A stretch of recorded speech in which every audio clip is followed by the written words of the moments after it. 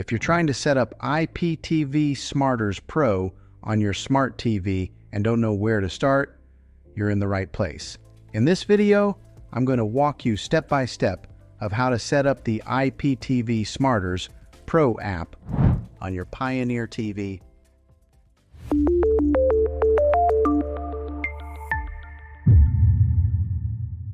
The first thing you need to know is that IPTV Smarters Pro does not come with any channels built in. You will need a subscription from an IPTV provider before you can use the app.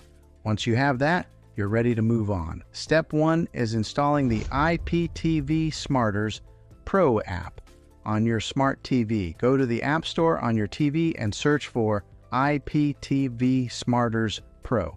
Once you find it, go ahead and download and install the app. After the app is installed, go ahead and open it. The first time you launch it, you may be asked to accept the terms and conditions. Just go ahead and select Accept to continue. Now you'll see a screen that gives you a few different login options. The most common option is Login with Xtream Codes API. Go ahead and select that. This is where you'll enter the information provided by your IPTV service. You'll need 3 things: your username, your password, and your server URL, which is sometimes called the portal URL.